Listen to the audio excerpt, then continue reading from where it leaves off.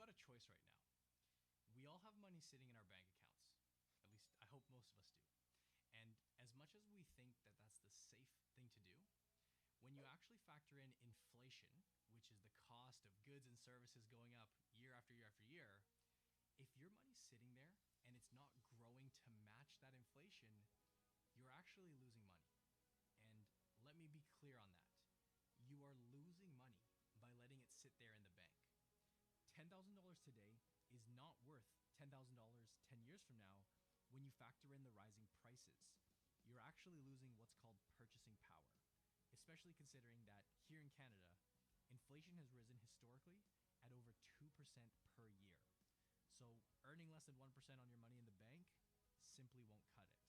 Even using a CD or a GIC earning you 2%, you still aren't making money. Now, one of the options that you have if you are looking to grow your money is you could look into something like real estate investing. In real estate, your returns might be better, but that comes with the hassle of tenants, housing repairs, and requires significant amounts of money to put aside for down payments. There's of course Forex and crypto, which are really nothing more than gambling. You might as well take your money and go to the casino, or you can do what millions of people around the world are doing successfully, that's providing for their future selves, and that is investing in the stock market. And I say there investing, not trading. There's a very, very big difference. And I've gone ahead and set up a completely free training to show you exactly what I mean. I'll show you just how easy it is to understand the stock market when it's taught correctly, and how you can deploy your money into the right places so that you can create tremendous forms of value for your future self in the form of growing your money, compounding your returns, passive income, and financial security. We'll explain that all in the training below, and we'll teach you how to do it for Canadians. Because I myself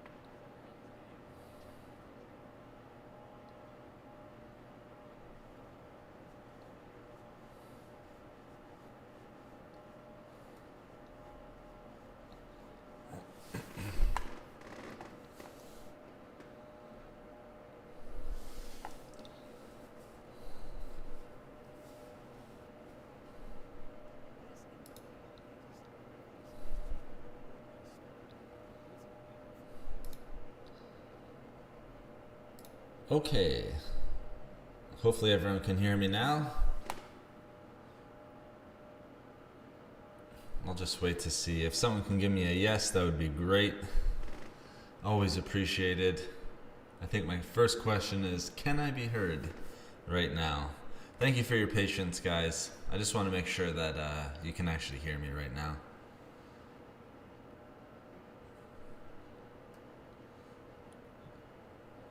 Great seeing everyone in chat, by the way. Love that. All right, perfect. Well, hello then. Hello, everyone. Hello to Robin, D-Will, Deborah, Tammy, everyone else who's in here. Perfect. Thank you so much for joining the stream.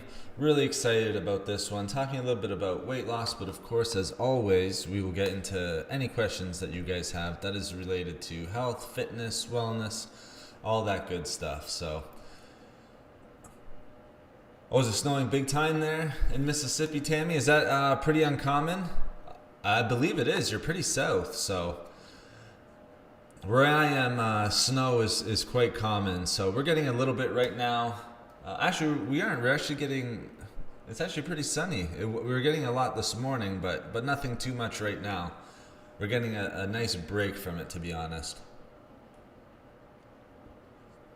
Again, sorry if you can hear me sipping. Again, having my mid-afternoon coffee. So, again, welcome everyone. Thank you so much. We're going to talk a little bit about weight loss today, and I really want to just simplify it. There's so many people coming off this lockdown. there's so many people coming off, their New Year's resolution.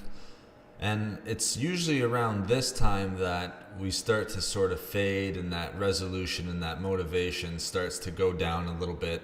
And I just wanted to simplify things and just talk a little bit about, what we can actually do in terms of healthy eating with weight loss. Now, that's not to say, and this stream isn't about that we shouldn't be doing exercise, or other things like physical activity aren't important, but I really want to, it's a foods channel, right? So I want to talk a little bit about, if we are trying to lose weight, what foods are good choices for that, what should we be trying to eat, and then talking a little bit about calories and different types of diets. Because trust me, in the comments, after doing this for 8 years, comments, DMs, so direct messages, when we were on Twitter, direct messages, tons of questions related to what's the best diet, I'm trying to lose weight, I'm trying to lose belly fat, and the list goes on and on. So I want to talk about that just a little bit.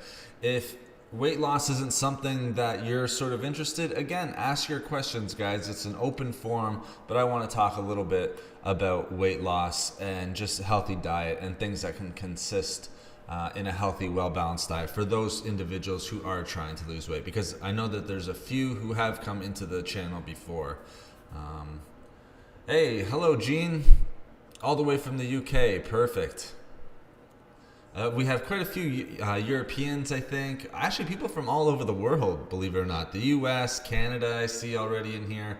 Like I said, all over Europe. All over, like we have India, China, Indonesia, Australia, things like that. So it's really awesome to see everyone in here. So if anyone doesn't have any questions right off the bat, let me get into sort of my weight loss discussion and why I wanted to really focus on weight loss today. The biggest thing that I always get asked, and especially doing a health foods channel, what's the best diet for weight loss? And I can sum that up pretty easily for you guys. And I'm glad you guys are hearing well, so thank you so much for that feedback. I can sum that up pretty easy for you guys. The best diet is the one that you're going to be able to stick to, the one that you're eating foods that are going to keep you satiated, full, and satisfied, and one that's well balanced. So you're getting a little bit of, some might not have carbohydrates depending on the type of diet. Some might be plant-based, but at the end of the day, the micronutrients are the important thing. So are you getting your vitamins?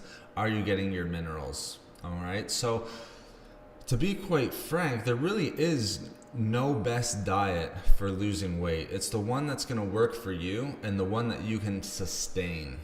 All right. The one that you can sustain for really the rest of your life. You want to make it a lifestyle change. So if you can make it a lifestyle change and you can add a diet where you're going to be able to continue that for the rest of your life, boom, that's the best diet for you. And that's something that I always recommend to my clients. It doesn't matter, if you're doing paleo, intermittent fasting, keto, Mediterranean diet, vegan, vegetarian. It's all going to boil down to if you can keep it consistent and if you can stick to it over a long period of time. Because weight loss, again, we're going to simplify this. Weight loss at the end of the day is calories in versus calories out. Sorry if the microphone made a little bit of a loud noise there. I'm not sure what that was, but I can see it on my OBS. And again, if we get a no signal, again, I've tried everything and I've consulted a bunch of people. So if we lose this picture and it goes to no signal, I apologize. At this point, there's really nothing I can do. I've been trying everything. So let's get into some questions here. So I hope that helps. There's no, when it comes to weight loss, there's no magic pill. There's no best fits all for everyone. It's going to be a little bit different from everyone. Everyone has their own journey, especially when it comes to diet, because diet is so important when it comes to weight loss and just how we're feeling. All right. So again, the one that you can sustain, the one that's going to give you enough micronutrients, the one that's well balanced. I prefer the ones that are well balanced. So you're getting a little bit of carbs, healthy fats, protein, lean proteins, things like that, fruits and vegetables. I always prefer those types of diets over, say, something where you're restricted, where you can't have something. Because when we say that we can't have something, that's when we want it most.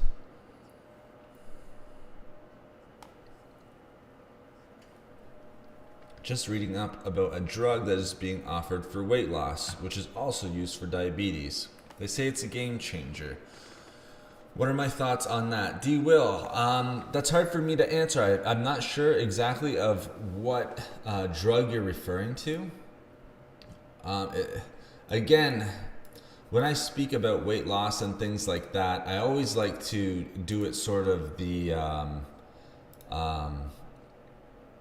natural way. I mean, it's a foods channel, and my research is primarily in the research in the foods realm. I haven't really gone too in depth on different medications and things like that, especially with health issues such as diabetes. I can speak a little bit to the weight loss, though. That's for sure. With the weight loss, there's again no special pill.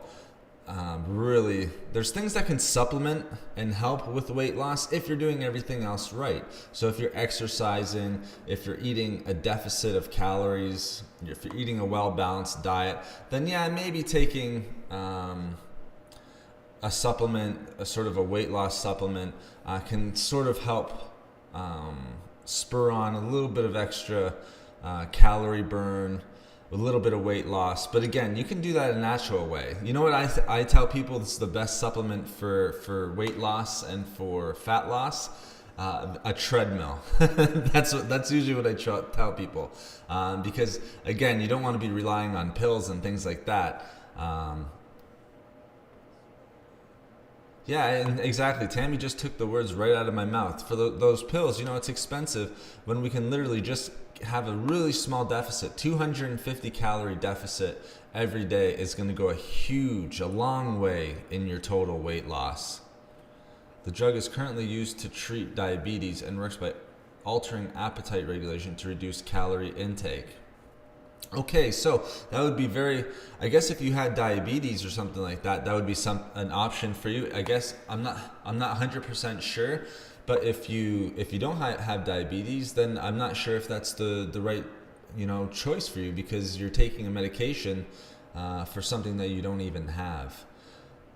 So Deborah, let's go to you. Micronutrients explain. That's a great question. All right, so you have your micronutrients. Basically your vitamins and minerals. All right, so when we say micronutrients, again, it's just broken down into your classic vitamins, minerals, and different nutrients like that. Okay, so what are some of the popular ones? Again, iron, vitamin D, vitamin B12, calcium, things like that, magnesium. All of the ones that I talk about in my videos quite a bit, to be honest with you. You can start to break it down with phytonutrients and plant-based micronutrients and things like that. So again, anti-inflammatory compounds, your polyphenols, your flavonoids, things of that nature. So those are more of your antioxidant realms. So for micronutrients, I would say the best ones are just your vitamins and minerals. All right, micronutrients, vitamins, and minerals. We call them micronutrients because they're different from your macronutrients, which is, again, a little bit more simple. It's just protein, carbs, and fat. And then you could add, if you want to, you can add fiber in there, and you can break those down just a little bit, like with fats, polyunsaturated fats, monounsaturated fats, things like that. But we're talking a little bit more about like your trace elements. Vitamin A, iron, things like that. Those will be more so along the lines of micronutrients. And again, if you want to break it down even more from there, antioxidants, you have allicin and stuff like that. You have gingerol, plant-based micronutrients. I walk 20 minutes 3 times a day. That's awesome, Tammy. You know what? At the end of the day, you don't have to. People think that you have to do long extended walks 5 times a week, 6 days a week, or every single day. But again, if you're eating a well-balanced meal or a well-balanced diet and you're in that calorie deficit, then, walks like that, being active, is going to go a long way, because you're going to not only get calories burning throughout that walk, but you're going to get what's called the afterburn effect. So, no problem, Deborah. My pleasure. Looks like we're going to get no signal here in a second, guys. So I apologize for that. Again, I have no explanation for why it happens, but it is. I even unplugged. This program is something that I don't even use, and I even unplugged it. I think I might just uninstall it. It's literally a program that I haven't used in probably 2 years. So it's very funny to me that I'm getting no signal up on this Elgato. But either way, again, we're just going to keep rolling along and keep the information coming. So again, I apologize for that. If you want to throw up a nice picture, throw up some fruits and vegetables up there as we talk, and you can follow along there. But that's so funny, and it's usually at that 15-20 minute mark that this is happening. So again, this program isn't even plugged into my computer right now, so very funny that we're getting it. I'll have to figure it out. Maybe we got to call in the experts on this one. But yeah, going back to your point, Tammy, again, 20-minute walk is excellent. Just getting that, again, you're burning calories during your walk, and again, you're going to get that afterburn effect. So that just means you're going to be burning more calories throughout the day. And if we're burning more calories throughout the day, that can help lead to weight loss. Again, diet is going to be very important when it comes down to weight loss overall. And that's why I really want to simplify it. Everyone makes it way too... I find that 90% of people trying to lose weight make it very complicated, or at least too complicated than it needs to be. Oh, that's great, guys. Thank you very much. I'm glad that, you're right. As long as we can still have our discussion and we can still, communicate to each other, I think that's the important thing. All right. So even though we got a no signal up there, that's fine. Hey, and again, no problem, Deborah. My pleasure. And Ray Clay, good to see you in here. Sorry I missed that thumbs up, buddy. Thank you so much. Great supporter of the channel, just like the rest of you. So thank you. Glad to have you in here. And thank you, Tammy. You guys are doing a great job smashing that like button. We're already at 10 likes. Thank you so much. So let me talk a little bit about, we really want to simplify this. So again, we already talked about there's no perfect diet when it comes to weight loss, and that's backed by science. That's 100% backed by science. It doesn't matter. I mentioned a few of them before. Paleo diet, Mediterranean, there's so many out there. The list can go on and on. Again, the important thing is, and I'll just reiterate again because this is the most important thing, the best diet is the one that you can stick to for ideally the rest of your life.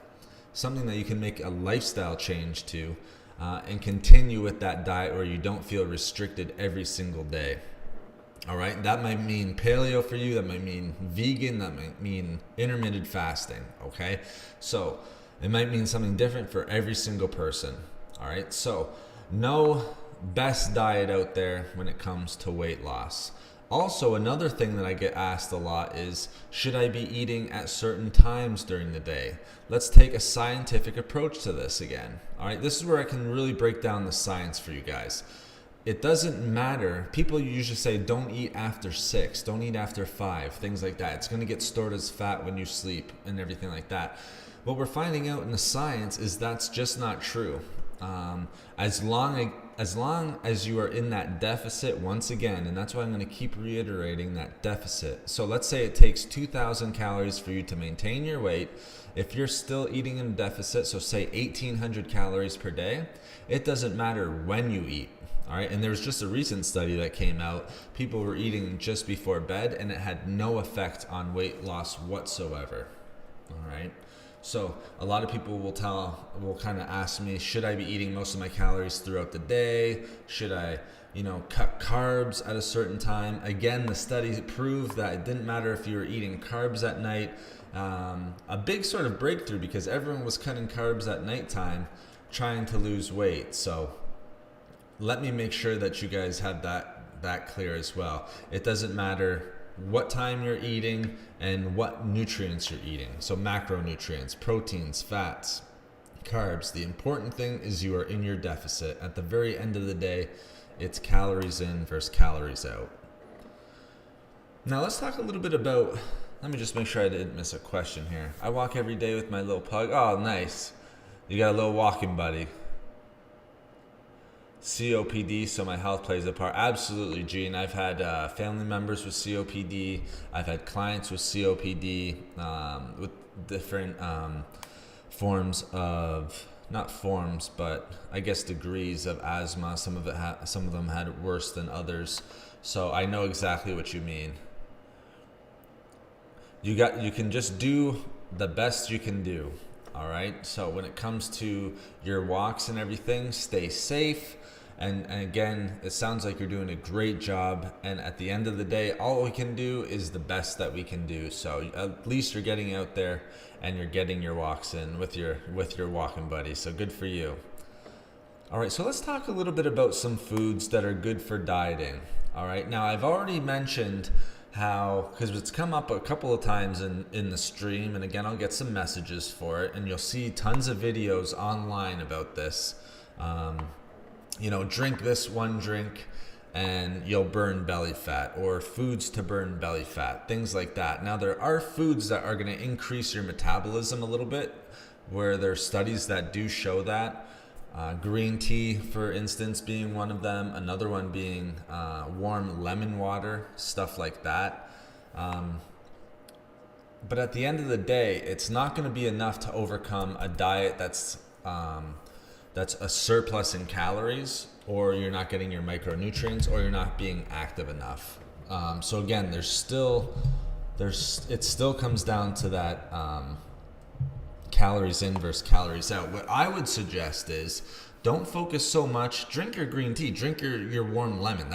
That's great. I've made videos on that, and I think those are two very healthy drinks, and it's a nice difference from water. But instead of focusing on that for weight loss, focus on that for your overall health, and then focus on calorie-dense foods that are going to help keep you full and satiated. So your leafy green vegetables, very calorie-dense, but very low in calories. So I think leafy green vegetables are awesome for weight loss. They have tons of fiber. They're going to keep you full. I know in most of my meals, I try to get vegetables in every single meal if I can. Because if I can get meals in every single meal, then I know I'm going to be more full, more satiated, and I'm going to get more of those micronutrients. And sometimes when we're lacking micronutrients, our body is confused and it's craving food because it wants those micronutrients. What about the digestion element of food you eat, beef, and eating late? That's an interesting question, D. Will. Can you maybe expand on that a little bit? You might be referring to would the digestion element interfere with your sleep just a little bit? Because that's a common question. And the quality of sleep that you have. So very interesting question. So if that's what you're referring to, we can definitely go into that. Hey, Mac, how are you doing? Good to see you in chat. Thanks so much for joining us. So instead of focusing on those, drinks that are going to burn belly fat, drink this one drink to burn belly fat, melt belly fat away from with this one drink, I would stick to staying with those nutrient-dense foods. So again, leafy green vegetables, very low in calories, right? And they're going to help keep you full. Now, what else? There's tons of other options. All right, it doesn't just have to be vegetables. Lean proteins are another excellent choice. All right, so it's not super high in saturated fats and things like that. I like chicken, turkey. Beef would be one, I see you mentioning beef, D. Will. Unless you're getting like super lean, extra lean beef, it's not always the best because it can be high in fat and it can be high in calories in that way. So I like lean ground turkey. I think that's an excellent one. I like eggs, but in moderation because, again, they have a little bit of fat. Fish is a great option, again, in moderation. And I have a whole bunch of different fish options. So you can have salmon, which is going to give you nice omega-3s. Again, watch the calories because it's a little bit high in fat. tilapia, haddock, things like that, cod. Great choices, low in calories and a great protein source. So you have a great protein source there, which is low in calories. Now you might be bored, so we got to come up with recipes for that type of stuff too. It's going to be very hard to just eat plain fish every single day. So make it easy on yourself. Try to come up with a recipe using these types of foods. Another great food or even a protein alternative is beans, legumes, things of that nature. All right, those are very filling, high in protein, high in fiber, and a lot of amino acids, and excellent micronutrients. So a ton of vitamins and minerals in beans. I love beans for anyone who's on sort of a calorie deficit, because it's going to help keep you full. Yes, there's some carbohydrates in it, but a lot of those carbohydrates are coming from fiber. I just want to make sure I'm not missing any questions. D. Will, I think I might have missed one of yours. And I'm doing good, Mac. Thank you so much. And thank you so much for promoting the thumbs up. I do appreciate it. They say it takes 3 hours to digest the food and the sleep element. Well, it's different for everyone, you know? I'm not saying that you should be eating. Again, remember, I take out the shoulds. Always take out the shoulds. We're talking about weight loss, D. Will. So what my major point is, let's say you're hungry at night. A lot of people will be scared to actually eat after, say, 6 because they're scared that they're going to be putting on weight. It's going to be stored as fat. What I'm saying is the science and the study is showing that it doesn't matter what time you eat in connection with weight loss. It doesn't make a difference. All right. Now, could it hurt the sleep element, having to digest the food? Well, maybe, but I would just have sort of a smaller meal, I think. If you're going to eat, maybe do it an hour before bed, something along those lines. We're kind of going back and forth on that sleep element too. You know, just how much does it really affect our sleep, having to digest the food and things like that. Different foods are going to have different effects on sleep. Obviously, if you're eating like sugar and things like that, horrible because you're creating inflammation. Sodium, again, horrible. But I think if you're keeping it healthy, maybe keeping it to like an hour before bedtime, things like that, I think you'll be fine. And as long as you're getting that good 7 to 8 hours of quality sleep, again, should be fine. But yes, you do hear that a lot. And the science is kind of coming back and saying it's not making as much of a difference as it once thought it was. But I would still recommend, you know, keeping a little bit of time in between eating. I wouldn't eat and then immediately jump into bed. I would take a little bit of time, let it digest a little bit, and then get your sleep. And again, like things like beef and things like that, I wouldn't have late. Mine would be more sort of, well, maybe for me it would be like a Greek yogurt or something like that. Something that I'm going to digest fairly fast and that's easy to digest. Has casein protein in it, so a slow digesting. So again, that's going to be a little bit easier on the digestive system. It's a slow digestive dairy product. Again, for me, protein's really important throughout the day, so I kind of like going with that. And again, it could be, let's say you had a whey protein shake or any protein shake, that's going to be out of the digestive tract or out of the stomach, emptying out of the stomach within the hour. All right, so very fast. So a lot of people do kind of have those nighttime hunger pains. Very common. I've done tons of consultations when it comes to diet and stuff like that. And that's exactly when you'll see people kind of having the cravings the most. And that's when they also go for sugary foods or fatty foods or high sodium foods, kind of your junk food type of stuff. I would always try to keep those calorie dense foods. Like, why not have a nice complex carb, maybe say oatmeal with a little bit of berries in it, maybe add some flaxseed, even just a tablespoon or something like that, and have that an hour and a half before bedtime. You're going to be satiated and full. It's going to digest fairly easy. It's pretty easy on the digestive system. So I think that's really nice at nighttime. But again, digestive and everything like that. And sleep is kind of taking it into a different element. It's very important, obviously. But again, we want to talk about weight loss. And we're finding that even eating at nighttime, let's say if you ate and then you jumped into bed 10 minutes after that, before we would always hear that food is going to be stored as fat. I remember growing up and hearing that. But again, the research is just showing that that's not true. As long as you're in the calorie deficit. As long as you're in the calorie deficit, then you'll be just fine. We're still going to lose weight. Chia seeds, Tammy. Excellent. Some of my favorite seeds. So I think chia seeds in moderation are one of your other great weight loss foods, and here's why. Very calorie dense. If you guys couldn't tell by now, the foods that I like to sort of promote and give to people as options, especially because we're talking about weight loss, so you're going to be in a calorie deficit, so you're eating less calories, are very high nutrient dense foods. So chia seeds would be one of them. We talked about healthy fats in another one. Oatmeal, again, that's why I brought that one up. Tons of great nutrients in oatmeal. Adding blueberries to it, again, the list goes on and on. But I love chia seeds, and again, these types of foods are going to help keep you full and satiated as well, all right? Because chia seeds, it has healthy fats, it has protein, and it has fiber.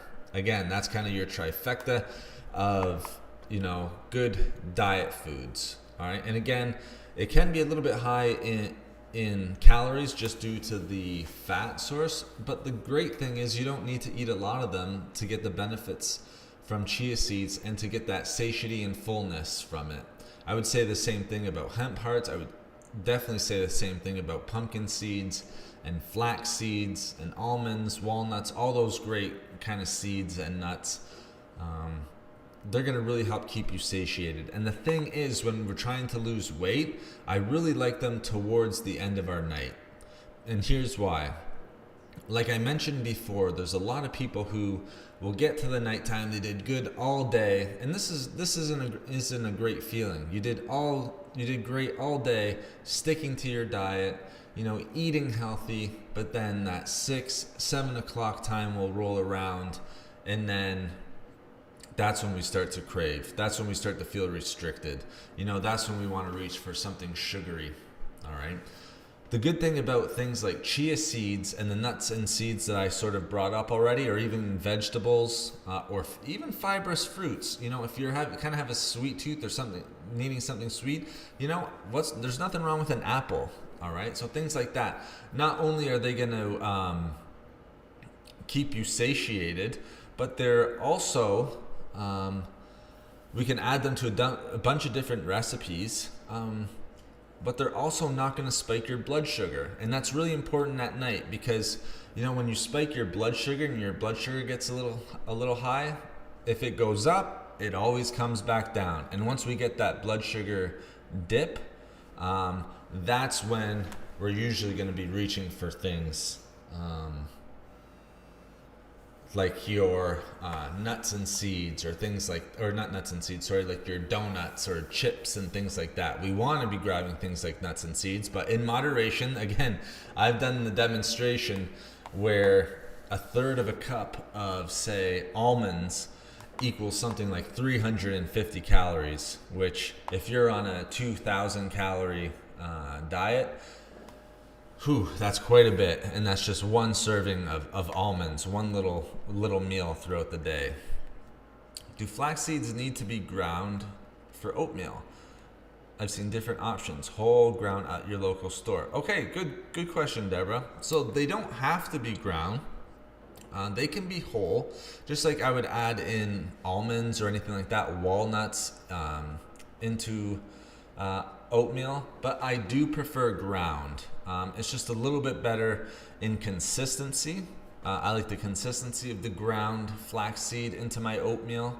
And then also, it's a little bit easier for me to measure and weigh, to be honest. So I'll take a tablespoon of ground flaxseed, and then, I'll throw that into the oatmeal.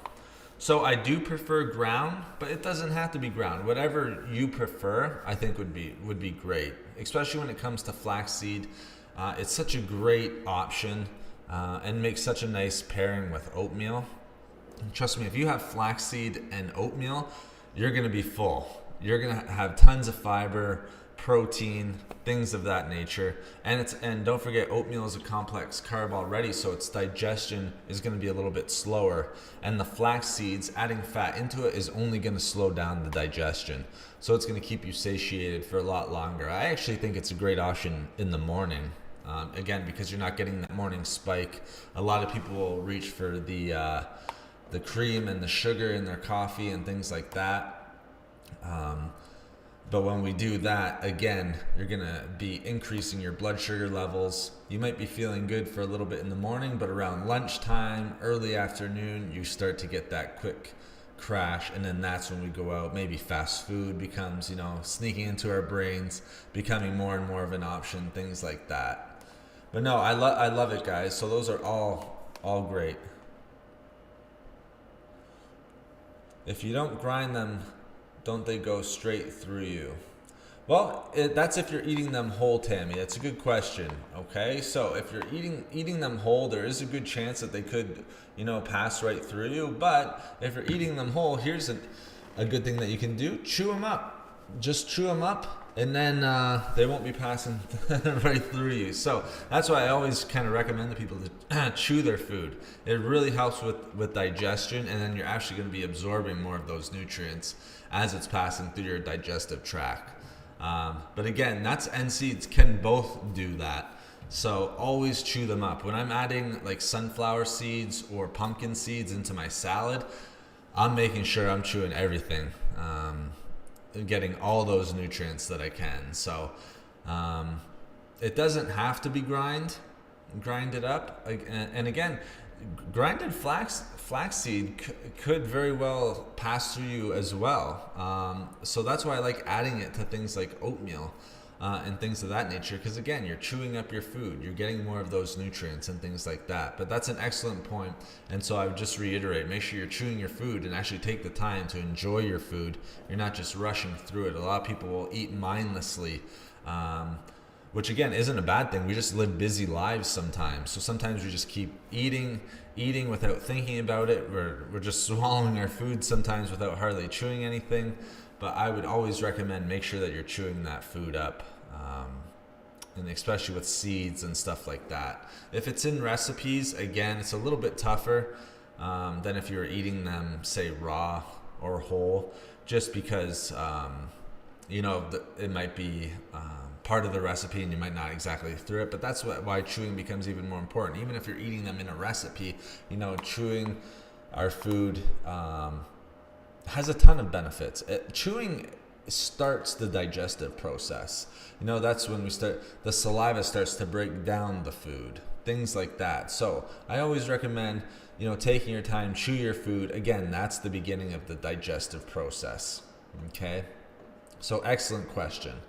Now, another thing that I hear quite a bit when it comes to weight loss and healthy food, and again, keeping it simple, we want to make sure that we're hitting all of our macronutrients. Okay, they're just going to be in different portions. So again, by macronutrients, we're talking about protein, carbohydrates, and fat. For so long, we've heard if you want to lose weight, stay away from fats. But to be honest, we need healthy fats in order to lose weight. If we don't have healthy fats, again, our body is going to go through some different changes. Hormonal changes can even start to happen. We're going to have a lack of nutrients because we're not getting healthy fats anymore. So we just want to make sure that we're getting a little bit of everything.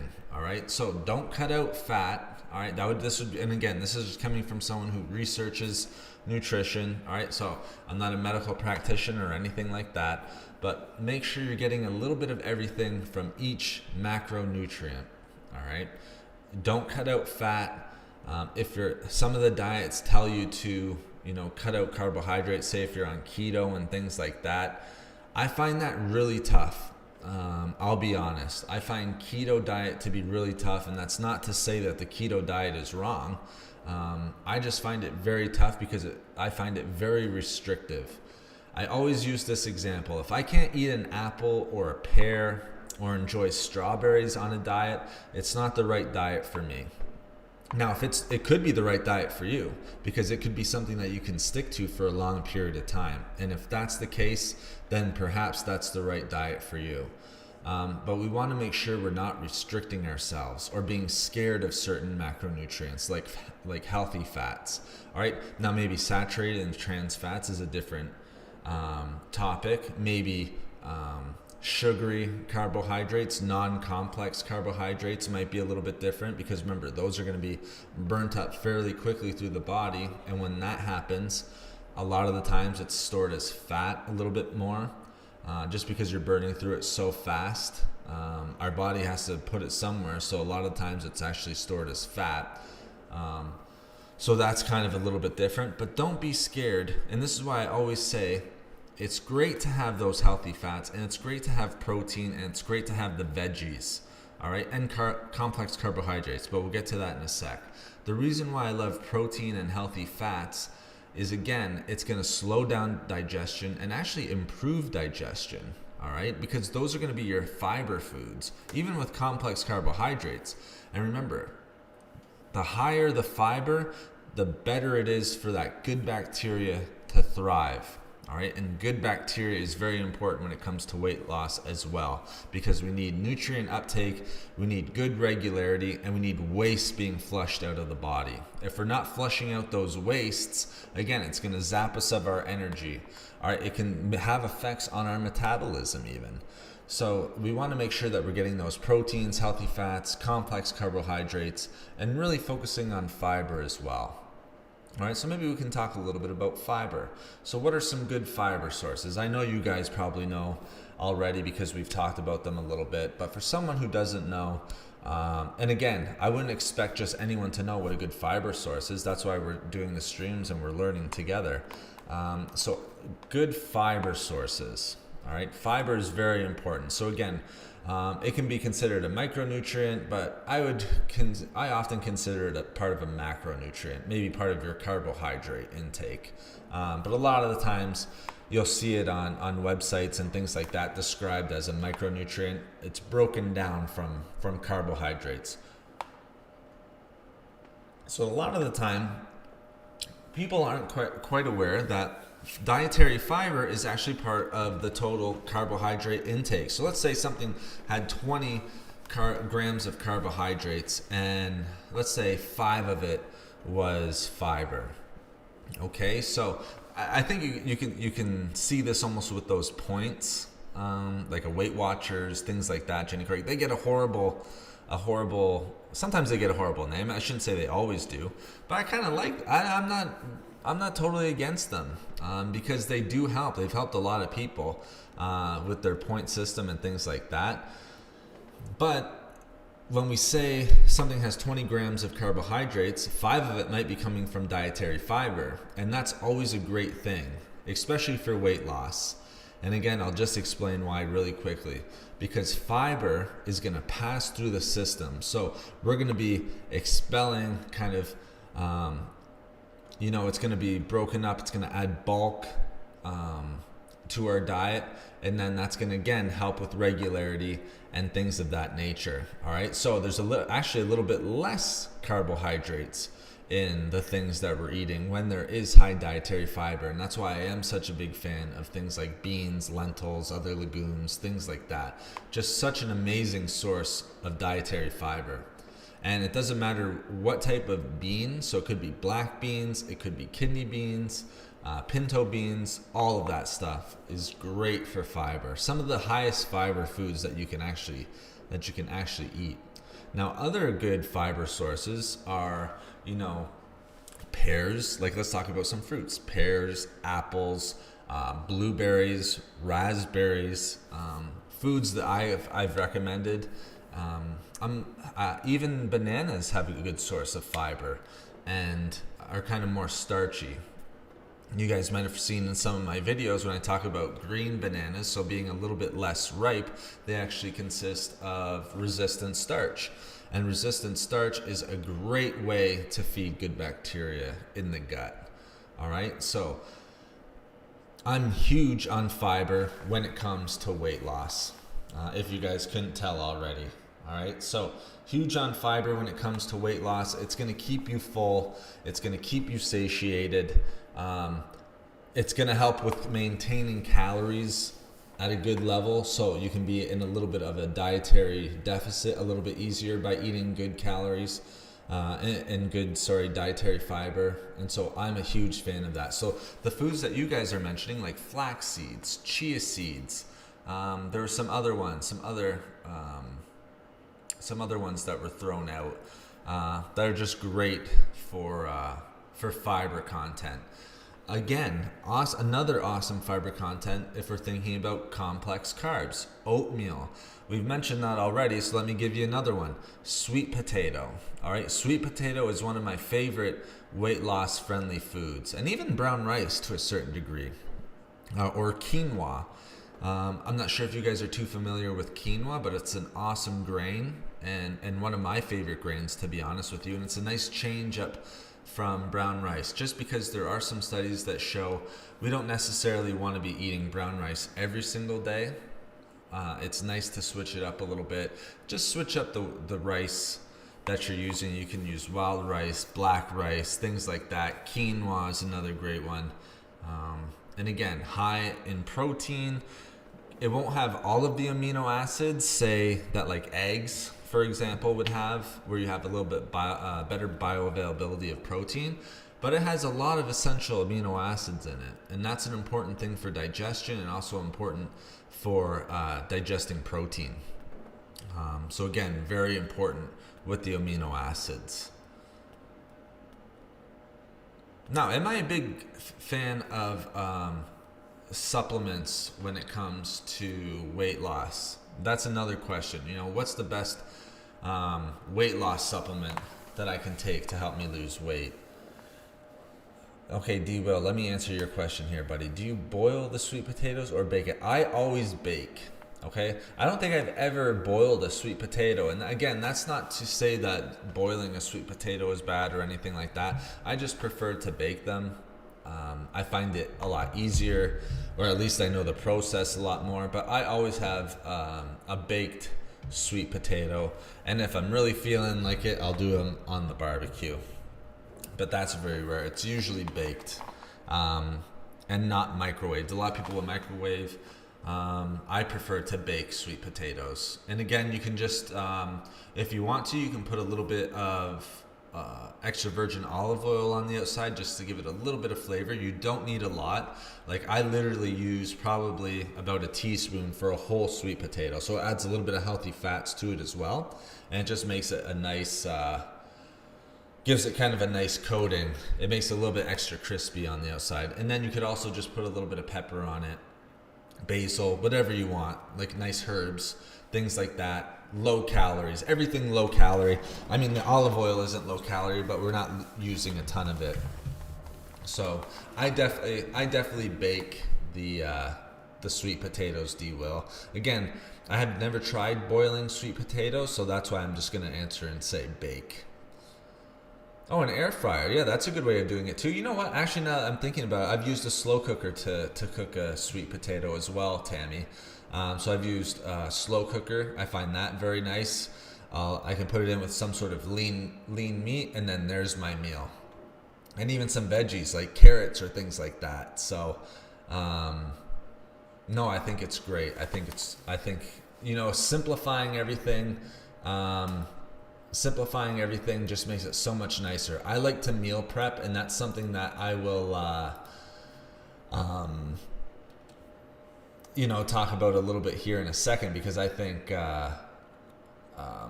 meal prepping is really big when it comes to losing weight, because if we're not meal prepped and we don't have enough food, or there's not something that we can grab very easily, then we tend to grab things that maybe we shouldn't be grabbing. It's something that's simple, if you know what I mean. So I really like to meal prep. All my meals are usually cooked at some point during the week. I won't do it every day. We just don't have time, and let's be realistic, right? We can't always cook 6 meals or 4 meals or 5 meals every single day. So I'll do it like 3 days in advance. So I'll cook enough meals for 3 days and then rinse and repeat. Do the same thing after the 3 days. And then maybe on that last day, I might be a little bit more lenient on the diet, or I just might cook most of my meals. Maybe keep it simple, eggs, all that stuff. But I think meal prepping is something that's often overlooked.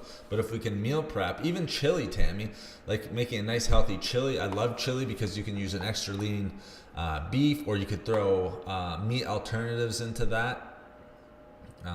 I think that's great. And yeah, you can bake them and top them with chili. There you go. And then you could make enough for a couple meals. Like you can bake more than one sweet potato at a time, guys. I definitely do. I bake like 3 or 4 of them, and then I have enough for a couple of days, and then I'm good to go. They'll last, trust me. So yeah, definitely meal prepping is huge. Is black rice similar to brown rice? Very good question. They are quite similar, but let me say this, Deborah, sorry. Black rice actually has the most antioxidants out of any rice, at least that I can think of off the top of my head. Even brown rice, I do believe, and actually contains a little bit more protein than brown rice, which is quite surprising because I had always thought that that brown rice actually had the most protein in it. Just always thought that until I actually looked into it and I did that video. Someone gave me the idea for the video actually in one of these streams, so thank you to them. But yeah, it's very high in antioxidants, and the reason is because it gets that purple, like when you're looking at like eggplant or beets and things like that, there's an antioxidant compound in it called anthocyanin, which is a very potent antioxidant, and then that's where it gets that sort of like black purplish pigment from. So it's very nutritious. I think black rice makes a great alternative to brown rice. So I think both are very, very good, Deborah. I think you can't go wrong when it comes to black rice, and it's not and again, not off topic at all. I mean, we're talking about weight loss. So the nice thing about black rice as well is it's nutrient dense. Again, very high in protein, so it's going to keep you nice and satiated, and it has quite a bit of nutrients in it, and even a little bit of fiber. So, well, actually quite a bit of fiber. I remember when I did the video, I think 1 cup had close to 5 grams of fiber, so that's amazing. Now it can be a little bit higher in calories, so just be careful with the calories, but that sure is a lot of fiber in rice, especially black rice. I was very surprised with that. Yeah, quinoa is another great one. Quinoa. Oh, it looks like a couple people are doing sweet potatoes in air fryers. So that's awesome. Do it the best way that you can. Whatever is easiest for you and something that you can do quickly. I think that's always the best, guys. Hey, no problem, Deborah. My pleasure. So quinoa is also another one of my favorites. Quinoa, I think, is a tremendous grain. I actually just got some, to be honest with you, Ray Clay, and to be honest with everyone else. I actually just picked some up because I was eating. I always try to act on how I preach. So I'm preaching, you shouldn't always eat brown rice. You should switch it up. I've been eating a lot of brown rice in my meals, so I'm switching it up to quinoa. So I just bought that this weekend. So this entire week, I'm going to be eating quinoa instead of the brown rice. And quinoa is great. Again, high in protein, complex carbohydrate, high in fiber, things like that. And it can it's very versatile. You can add it to a bunch of different recipes. I'll cook it and probably use it in recipes similar to how I was doing in brown rice. I'll just substitute the brown rice for quinoa, but I'm a big fan of quinoa. Again, high in protein. A lot of people who are vegan and vegetarian will go with quinoa. Now again, it doesn't have all of the amino acids that say something like a chicken or eggs and things like that, but again, oh wait, I could be wrong on that. Does it have all of the amino acids? It might have all of them except for maybe one. I think it might be missing one of them, but it's very, very close. That's why it's so beloved by vegans and even myself, because I do eat quite a bit of protein. But I think quinoa, if it does or it doesn't, it's very high in the amino acids. And I think it's a great meat alternative, especially for people who don't eat meat. So if you're vegan, vegetarian, anything like that, great source. And even if you're not, again, great source. I love quinoa. I think it's awesome. I'll cook it in chicken broth sometimes, boil it in that, and then add it to my recipes. And if you do that, it gives it a great taste. And then again, you can just add it to pretty much any recipe. I'll make a lot of stir fries with it and things of that nature. And again, going back to our meal prepping, just cook a bunch at one time, add it to that stir fry recipe, make enough for 3 days, and then you're good to go, guys. So things like that. So quinoa, again, very good. High in protein, high in in protein, in fiber, and very nutrient dense, micronutrients, and good macros on it. I mean, protein, like I already said, complex carbohydrate. Don't think very much fat, but good fiber, things of that nature. And those are going to be your keys to weight loss. I'm kind of interested to see, do people, if you're trying to lose weight, do people diet? Like, will you switch your diet and try to follow a diet? That's something that's always sort of intrigued me with individuals, just because my background is kind of in that. And so I'm trying to get as much information out there as possible, that there just isn't that quick fix diet out there. The best diet, I know I've said this, but I'll harp on it again. The best diet is the one that's going to work for you, the one that you enjoy, the one that's going to allow you to eat foods that you enjoy and allow you to maintain and to keep consistent with it. I think consistency is your best friend when it comes to weight loss, because if you aren't being consistent, and again, I've seen it with clients, you're going to get that yo-yo effect. And that's one of the worst feelings in the world, because the yo-yo effect is you'll lose weight and then you'll be so burnt out, or you'll feel so restricted that you'll not only put the weight back on, but a lot of the times you actually put on more weight. And there's lots of studies out there that demonstrate that. And you know what? I don't even need to look at a single study. I've seen it enough from experience, that whole yo-yo effect. So that's why I always say the best diet is the one that you can stick to long term, and give you the benefits of not feeling restricted or always hungry. I mean, who wants to live life like that, right? We're humans at the end of the day, guys. You can't be restricted 100% of the time and not be eating. So keep that in mind when it comes to dieting.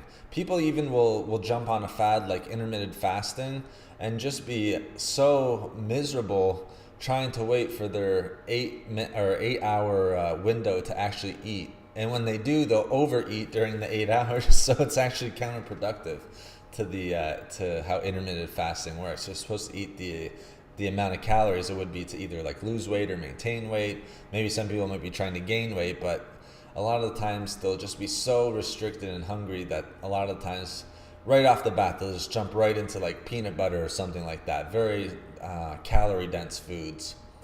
Like black rice, black beans gives off a similar color to it. Yes, I don't remember the antioxidant it gives off. Does black beans give the same antioxidant? That's a great question. I'm not exactly sure if it has. I know it does have, it most likely does have anthocyanins in it. We're thinking more of like purplish foods. I know it has polyphenols and stuff like that for black beans. Does it have anthocyanins like it does for black rice? That's a good question. I don't think I can name it off the top of my head if it actually does. I know it's a very good source of many different antioxidants, though. Some of the best, to be honest with you, black beans. So, eat your black beans, guys, because they're very, very, very good in antioxidants, and very, very good with anti-inflammatory as well.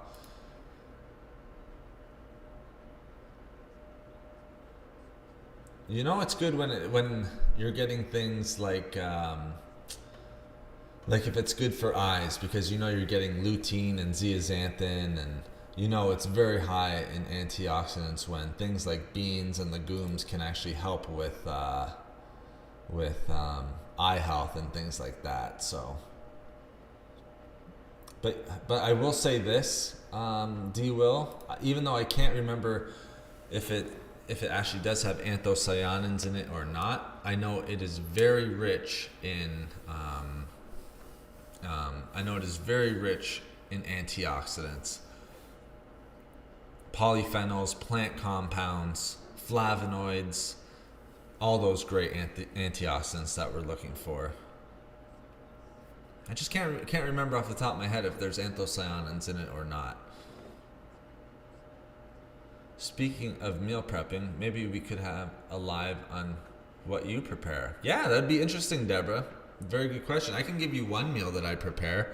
So one meal that I prepare that's quite easy to follow is I'll cook a bunch of brown rice. I'll either do lean ground beef or lean ground turkey. Both are fine. Because I use extra lean ground beef, actually extra lean ground beef, so I think it's like a 98% no fat. Sorry, I'm just drinking that coffee. All right, Gene, thank you so much for coming in. Stay safe as well. I really appreciate you coming in and asking your questions and contributing to chat, so thank you very much. So going back to what I prepare, it'll be like, let's say brown rice, because that's what I've been doing. That's what I've been doing lately. So brown rice, extra lean ground beef, veggies are another great source. And the veggies are usually something like a broccoli, cauliflower. I'll put a little bit of everything in there. Spinach, bell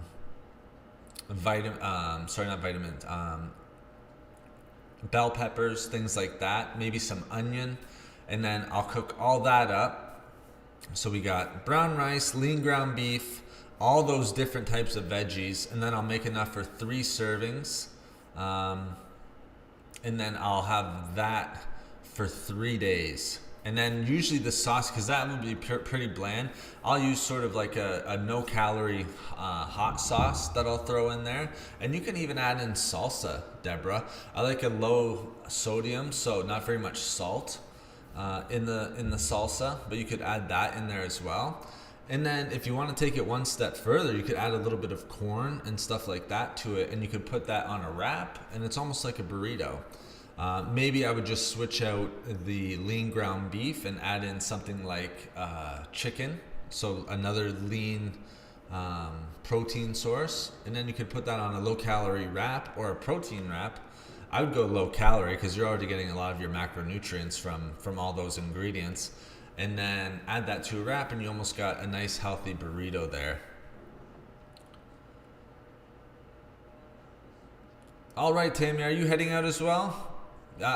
You know what? I haven't had a ton of soup in a very long time, and hopefully, Deborah, that kind of helps with some meals that you can prepare. But I'm very simple when it comes to my diet. Again, it's just hitting macros and things like that. It's a lot of veggies. It's a lot of lean protein, healthy fats, moderate healthy fats though, and complex carbohydrates. All I eat are complex carbohydrates. So I might be a little bit more restrictive than a lot of you guys might need to be. So it'll come from, say, brown rice, oatmeal, quinoa, things of that nature, sweet potatoes. Those are usually my proteins or my carbohydrate sources. Yeah, and that's funny, Tammy. Maybe give it a try, Deborah. See how you like it. And again, I would add in some sort of like sauce, low calorie sauce, I don't know if you're a hot sauce fan. Okay, Tammy, glad you're still here.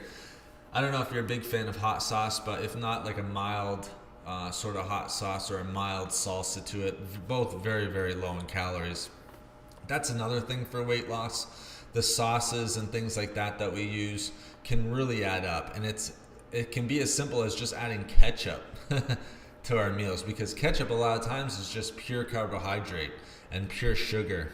And so you start adding ketchup or mayonnaise and stuff like that, different types of dressings that are high in fat, a lot of the times those will add up and will be in a calorie deficit, but then immediately jump into a surplus just by using the sauces and things like that. So we have to be mindful exactly not only of the foods, but the sauces. A lot of the times you'll see it all the time on like salads or things that are marketed as a healthy salad, but then you look at the total amount of calories and you're shocked at just how many calories are in this healthy salad, and not even more the calories, but also the amount of fat that can be in it. And it doesn't matter if it's an oil-based salad dressing or anything like that. If it's oil-based, say it's like extra virgin olive oil, then you're still going to be racking up the calories and that type of stuff. So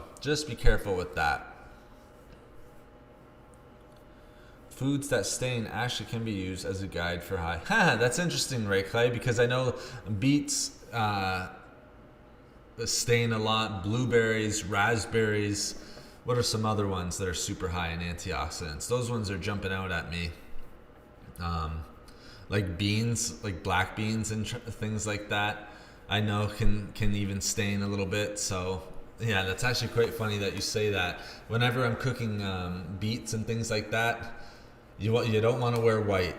Even with blueberries, you drop a blueberry like on the counter or on the floor, you got to wipe that up immediately, because it's going to make whatever it touches blue. So that's funny that you say that, because I another thing that you can prepare, Deborah, is like a smoothie overnight. Very easy. If you have like a Vitamix or something like that, you can make a smoothie for the morning. There's the overnight oatmeal. Not a huge fan of that, to be honest with you. Not in so that it's like high in calories or anything like that. This is just my personal preference. I just like going through the process of making the oatmeal and adding in the flaxseed and measuring everything. And that's just personal opinion. If you were going to do it, I would do it with almond milk. But you can get some very good overnight oats. I would also try to get some protein in there as well. Maybe some blueberries, raspberries, things of that nature. But you know, the overnight oatmeals are very popular right now. I've never done overnight oatmeal. For a food like oatmeal, I can make that in probably from start to finish in 5 minutes, maybe 6 with microwaving it. Or cooking it or whatever. So I've never really done that, but that's another thing that you can do. G. Hughes makes good sugar-free sauces. Never heard of that. I've heard of Walden Farms sugar-free sauces, but never heard of G. Hughes. That's interesting. I might have to take a look at that. Try egg roll in a bowl. What would egg roll in a bowl be? D. Will, never heard of that. Egg roll in a bowl. It eliminates the deep frying. Love egg roll in a bowl. Wow, you guys know this. Maybe someone can enlighten me on what egg roll in a bowl is. Because that does sound sort of interesting. Egg roll in a bowl. Never heard of it. I'm guessing it would be a nice protein source and healthy fats. I don't know if you guys saw today's video on eggs. I kind of went over the myths and the truths on whether the yolk is healthy to eat. So that was a very fun video to research and kind of interesting. I think it might enlighten a few people on just should we be eating whole eggs or just egg whites and things like that. A lot of people are quick to separate the yolk from the egg white just because they're scared of the cholesterol or the fat that is actually in eggs, in whole eggs. So that might be an interesting one for you guys to watch now that we're on the topic of eggs. But I'm not exactly sure what's in an egg roll bowl. That'd be interesting to kind of find out, though.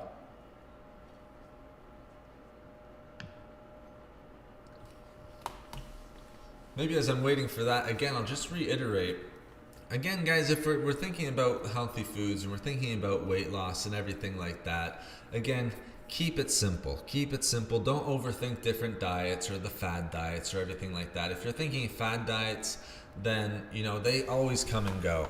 And there's reason why they do. The best diet and the one that's going to be the best for you, as always, is going to be the one that you guys can stick to and allows you to eat foods that you enjoy. That's what I've been doing for the longest time, and I've had the most success using that type of style of diet. So I would always reiterate, keep it simple. Keep track of those macros, one that you can keep a deficit in, so that we know that if we're eating in a surplus, we know that we're probably going to be gaining weight. Because if you're eating over maintenance into a surplus, then you're probably putting on a little bit of weight. If you're eating in a deficit, then again, you're probably going to be losing a little bit of weight. But if we're not in a diet that we're enjoying, or we feel too restricted, then of course that's when we're going to start to indulge in things that maybe we shouldn't, or have a harder time sticking to the diet. And if we can't stick to the diet, then there's not a very good chance that we actually will be successful in losing weight, but maybe perhaps even more, keeping the weight off. That seems to be one of the hardest parts, keeping the weight off after we lose it. And that's just as important.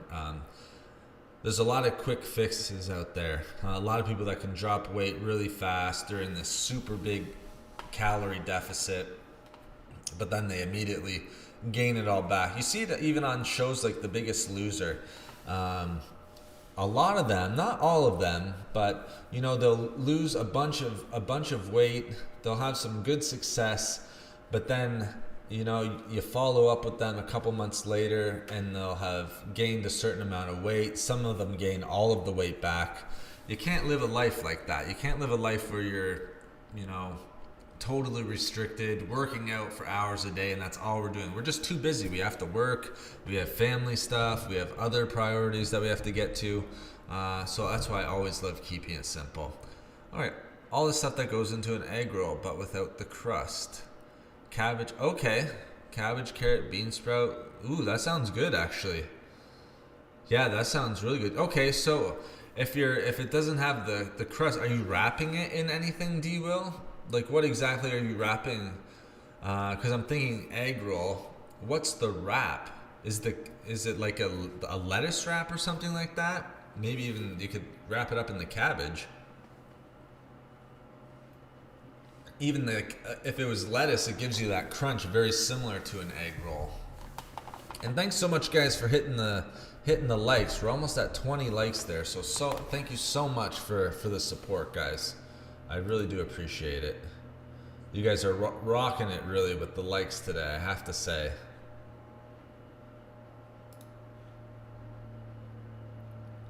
Lots of recipes online. All right, I'll have to check that out. It sounds very, very interesting. Very interesting. Now, also when it comes to healthy food, I also just want to make sure that I'm saying this as well.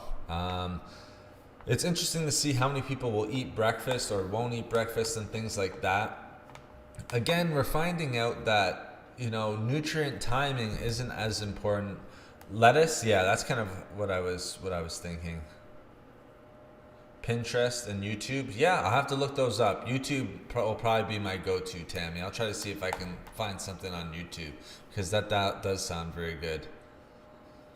Well, thanks, Deborah. I'm glad that you're learning lots. Thank you so much. I love them too. You guys ask great questions. We have great discussions, and they're really fun for me. So thanks, guys.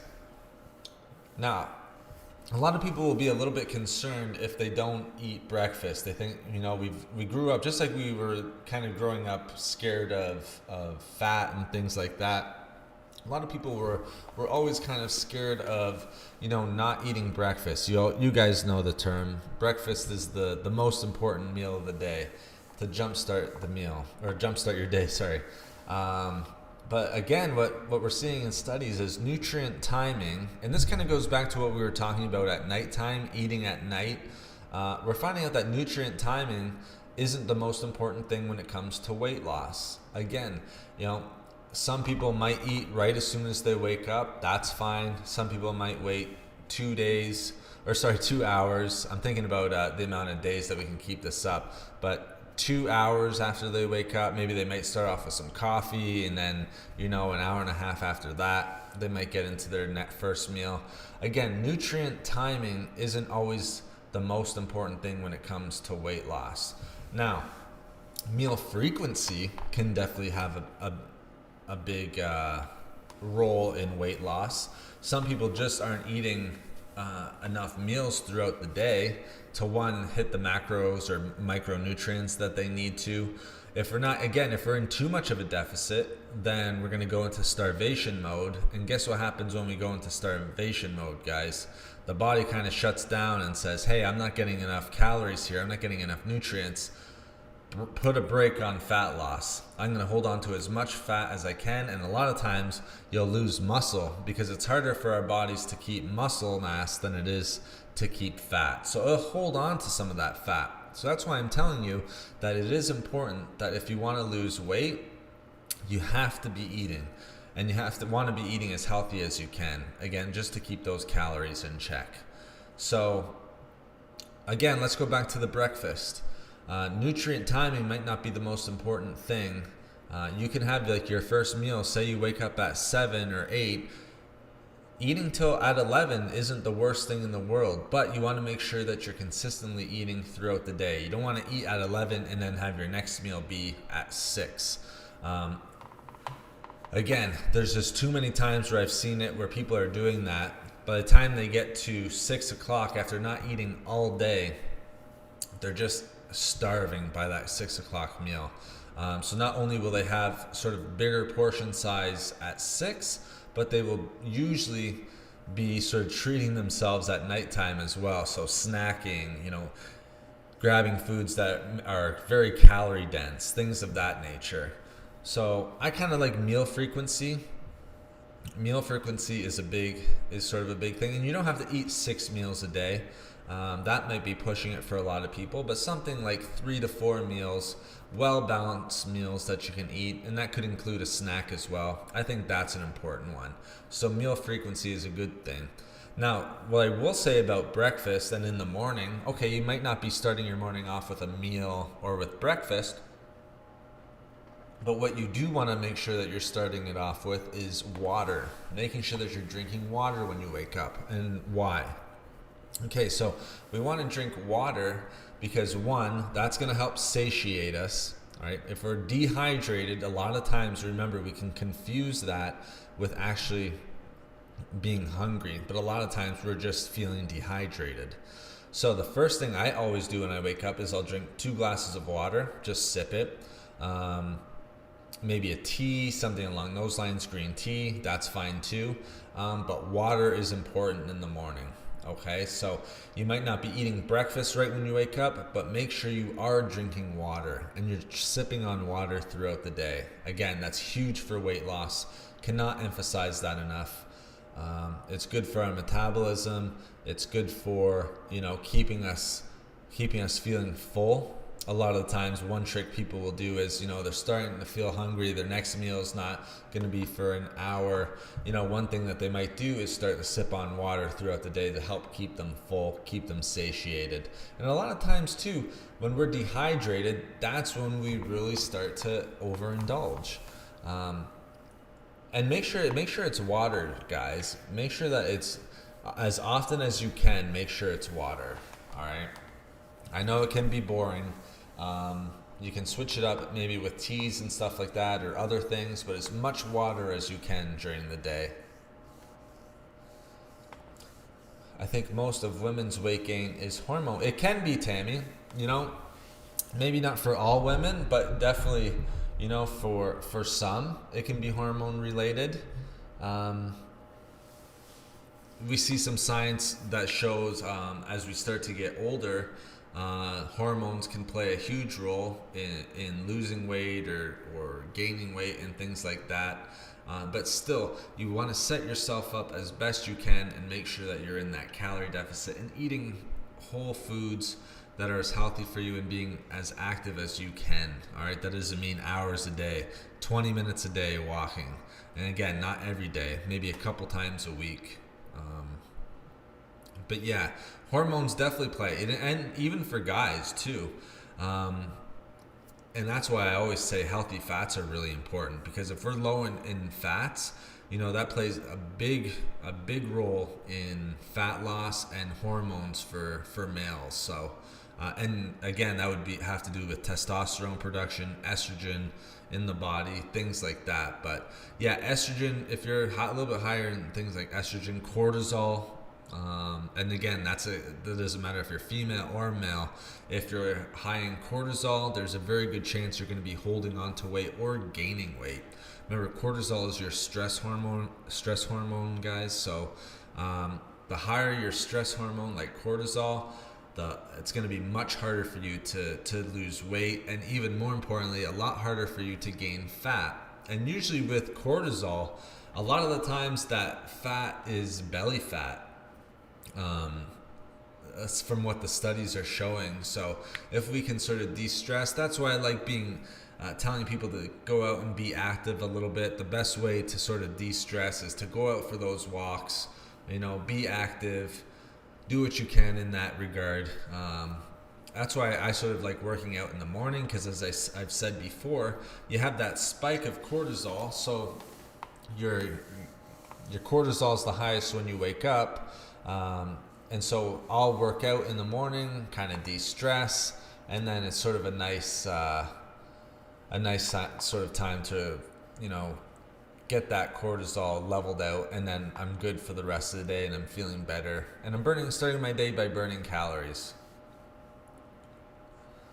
Ice water first thing in the AM. Over the course of years, I've heard different tales. Well, you know what? There has been some tales that I've heard as well. I think there is some studies that back up that drinking ice water, that's like ice cold water, will burn a few more calories, but I think it's very negligible, to be honest with you, Deborah. So drinking ice water, it may burn a few extra calories during the day because our body has to warm it up a little bit, but from what I've read, it's very negligible. So you know what, I wouldn't recommend ice water.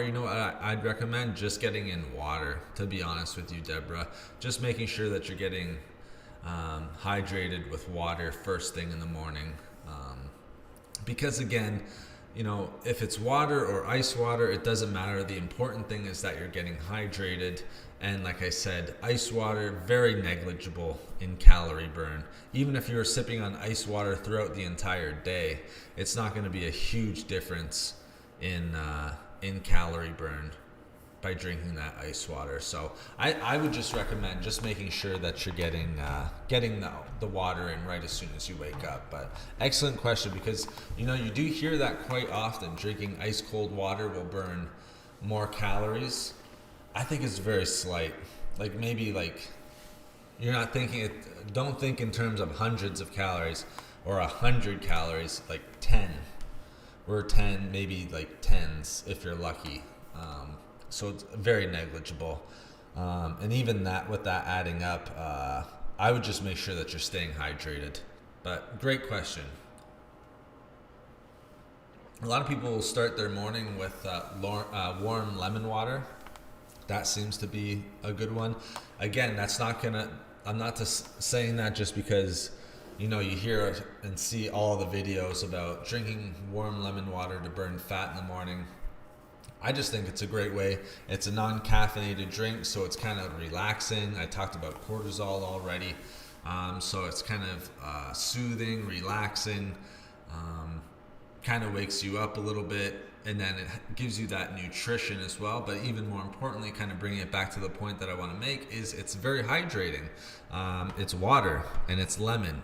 Coffee can be a little bit of a diuretic, so it can dehydrate you a little bit. So if the first thing we're grabbing is coffee, and that's the only thing that we're having in the morning, we can actually be losing hydration the first thing we wake up. So that's why I always will have a couple glasses of water, and then I'm fine with having my coffee, and then I'll eat a meal soon after that.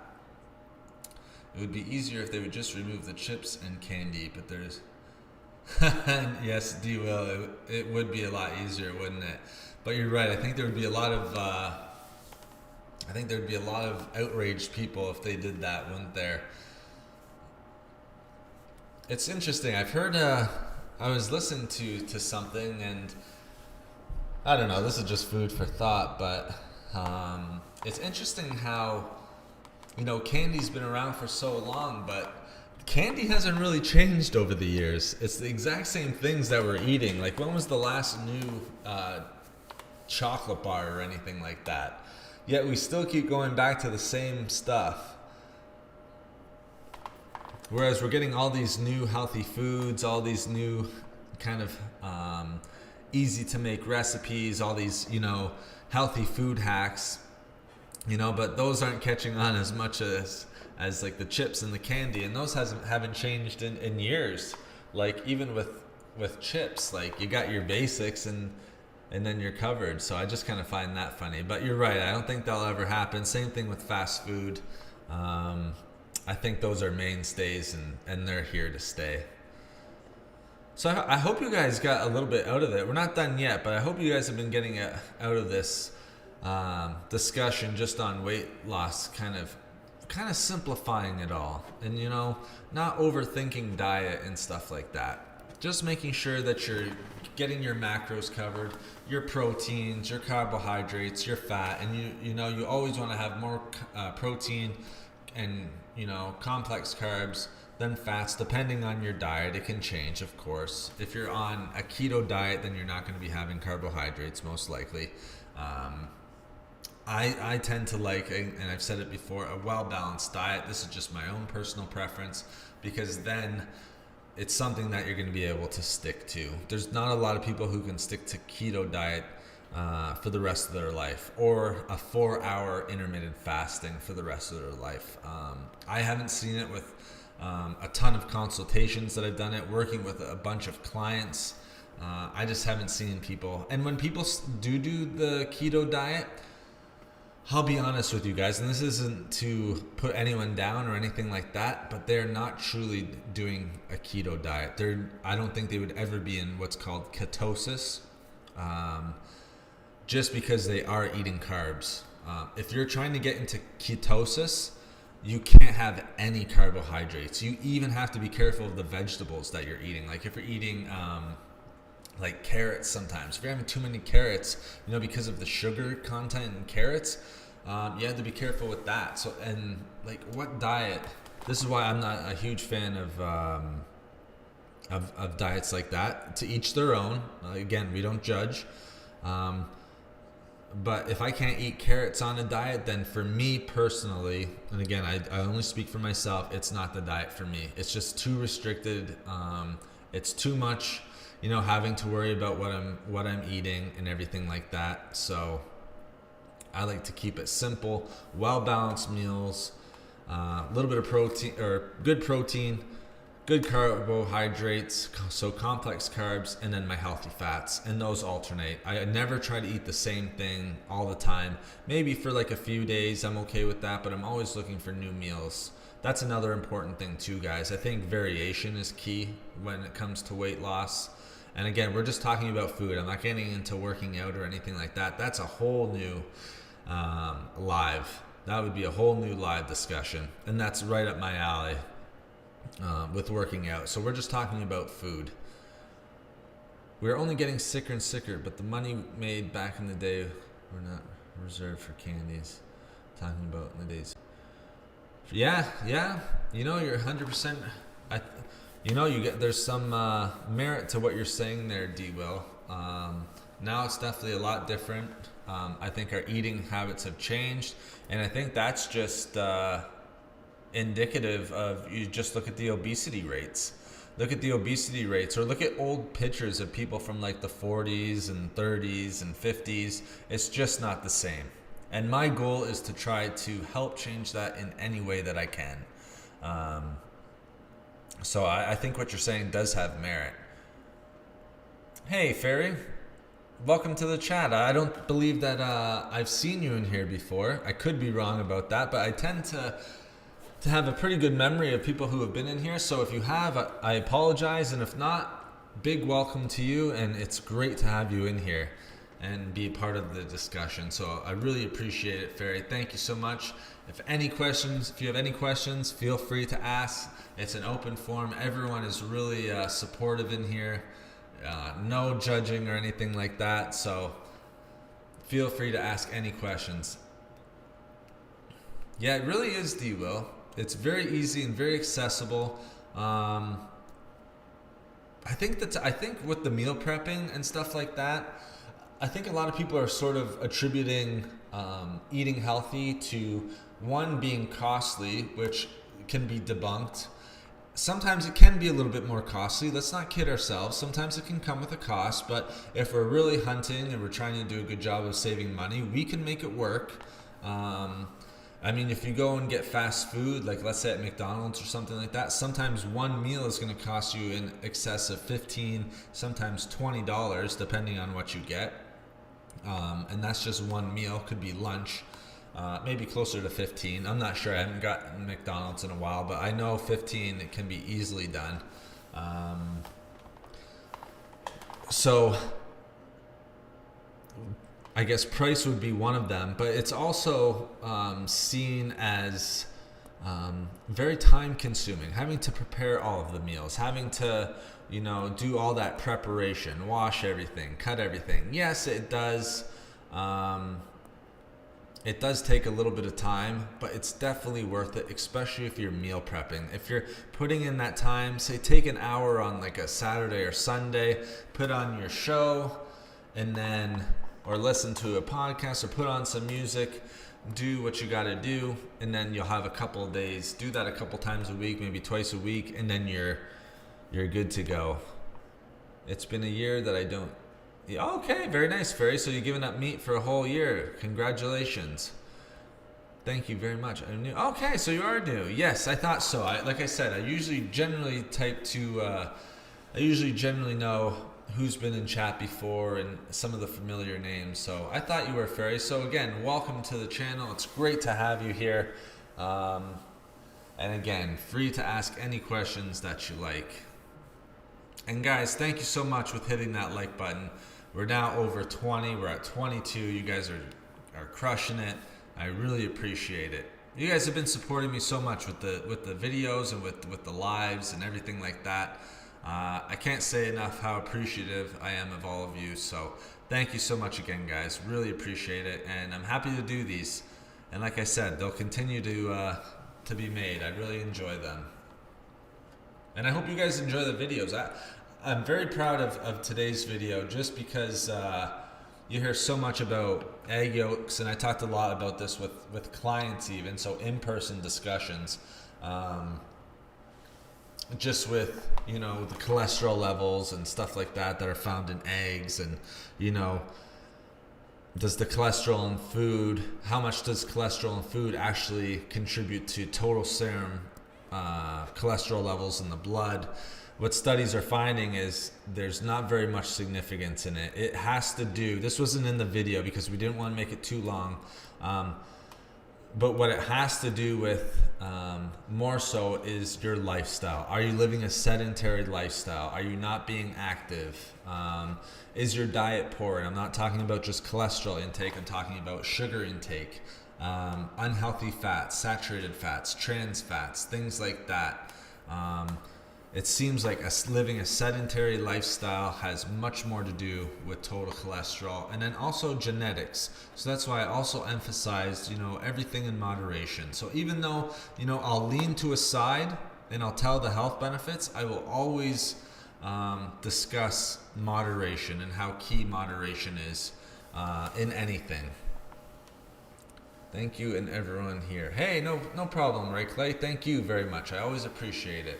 And I'm glad you guys are enjoying it. So I'm a big fan of eggs.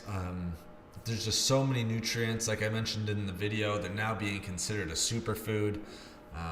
Just with all the nutrients that they have and everything they have to offer. They're so versatile. You can eat them anytime during the day. You can eat them a bunch of different ways. I am a huge fan of eggs, and again, just in moderation. But I thought it would be important to sort of clarify the cholesterol, myths, truths, things like that, what the research says. So hopefully you guys are enjoying that video as well. But no, one of my major goals is in some way and somehow to try to improve, leave my mark on people being more healthy, people living longer, living healthier lives as we get older, keeping our mobility. That's if we're overweight or anything like that, then that's going to only get worse and worse as we get older. And it only gets harder and harder to lose as we get older as well. So that's what I'm trying to do. And it was something that I've always done and been interested in. Luckily, I guess I've been pretty lucky and fortunate. I've always been interested in it at a young age. I got into it in my teens. So yeah, definitely grateful for that. Kind of always had a vision. I'm getting into herbs. I really enjoy my herbal teas. Okay, yes. And no tea bags, only herbal infusion. Very nice. So you're using loose leaf tea, Fairy? That's awesome. I'm a herbal tea drinker myself. I'll do oh boy, there's a whole bunch. I don't have them every day, but I'll have chamomile, peppermint, echinacea teas, things like that. So I'm a big fan of herbal teas as well, and that's great that you're getting into it also. Very healthy. Tons of different videos on the channel. I mean, we're close to 4,500. I've done a ton of tea videos, so I'm sure there's a ton of herbal tea videos out there as well.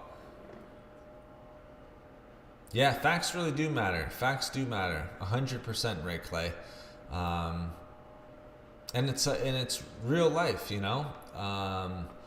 That's also what I like. It's like our own bodies. We're living with them on a day-to-day basis, so it's important we're trying to live as healthy as possible, at least in my opinion.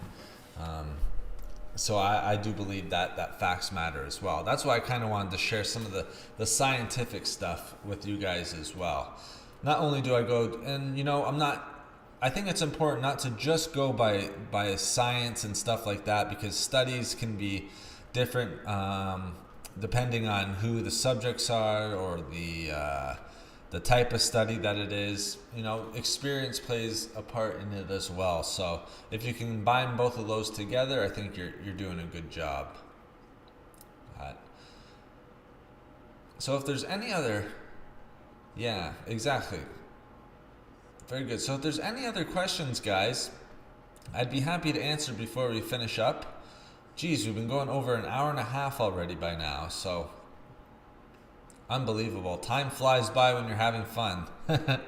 It's true what they say, because time has certainly flown by for me during this stream, but I think the next one we'll do at some point in the middle of the week, and then we'll always do our weekend stream, and it'll always be around the same time if I can make that work. Sometimes work can get in the way, but if I can make it work, then we'll keep it around the same time. Well, thank you very much, Ray Clay. I appreciate that. Yeah, one size definitely does not fit all, D-Will. 100%. Everyone's different. People have food sensitivities, things like that, different metabolisms. So, no, that's important to keep in mind.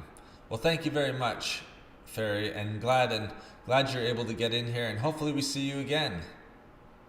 It'd be great to keep enjoying our discussions with you and answering any questions that you may have. But hey, my pleasure, Deborah. Thank you very much for joining, and thank you everyone else for joining. I really appreciate it. You guys are awesome. A nutritionist? No, not by trade. By research, maybe you could call me that, but no, I'm not a nutritionist or a dietitian. What I'll always usually say is I'm just someone who has a passion for nutrition. I do sort of work in a field where nutrition is a huge part of it. I've taken many a course on nutrition, so I'm definitely not a stranger when it comes to nutrition. And I've been doing this this channel for over 8 years. So researching and putting up videos over the last 8 years and things like that is really has really been great for me and for the videos. Huge glass of water. Good, Deborah. That's awesome. I'm going to do the same. I'm actually going to go do the same right now. Well, thanks a lot, Ray Clay. I appreciate that. Yeah, I try to, as much as possible, put as much good information. I don't like to overburden. I like to get to the facts, and then that way you guys can learn from them very much. Yep, I will. Exactly, D. Will. I'll always set a reminder so that way you guys know the time and the place. Hey, my pleasure, Ferry. Thank you very much for the kind words. I do appreciate it. And thank you, everyone else. You guys have been great today. Like I said, we're at 100 minutes right now. So awesome job today, guys. We really crushed this stream. So I appreciate it. And I appreciate all of you for coming in here and asking your questions. So I can't wait to do it next time. Again, I'll put up a title, but you guys know how it is already. You can ask whatever questions you want that's related to nutrition and diet and all that stuff. So I think our next one will be sometime during the middle of the week. Like I said, I'll set the reminder so you guys know. You have lots of time to prepare. That way you don't miss it. And I'll see you on the next one, guys. So thank you so much. Enjoy the rest of your Sunday. And, you know, go get that glass of water, Deborah. I'm going to do the same thing right now. Happy Valentine's Day to all of you. Like I said, enjoy the Sunday. Spend it with friends and family if you can. And I will see you guys. I will see you guys in the middle of the week. Thank you so much. Take care.